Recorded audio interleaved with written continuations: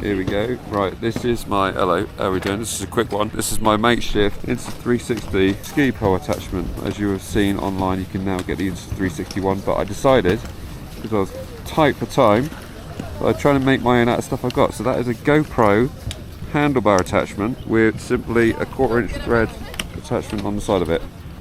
You see that? I can't tip it in place. I'm off on the mountain, so I don't know what you can see exactly, but that is basically it. So I'm going to give this a go, and hopefully it goes to plan. But you never know, right? But that is the Insta360 pole attached to a 1/4 thread attachment, GoPro attachment, GoPro handlebar attachment. Right, let's give it a go. Am I recording? I am recording.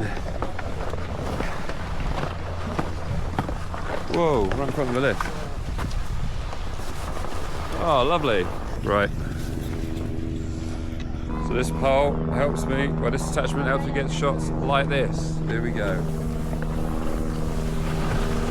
Right, it's time for some overdubbing so I can explain exactly what's happening here. So as I set off down the hill, the pole worked great. I did have it extended kind of sort of midway, probably a little bit shorter than I normally would, just to get used to where it was. One thing that I noticed immediately was the fact that it was bouncing all over the place. Although you can't really see it in this shot because the Insta360 is stabilized, the pole itself was kind of bouncing up and down, and that was to do with two things. One, the weight of the pole, and also where I'd attached it on my fancy ski poles. It is a very long handle, so it was kind of clamped onto a foamy part of the handle, so it wasn't a solid connection.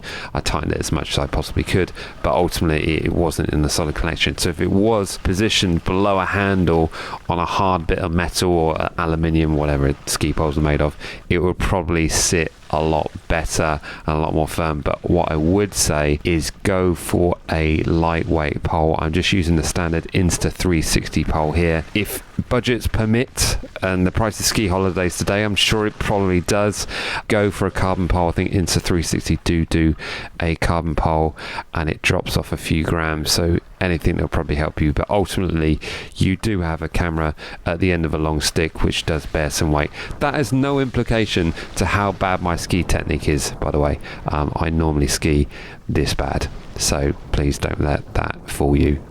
That's on me. But I hope this video was helpful.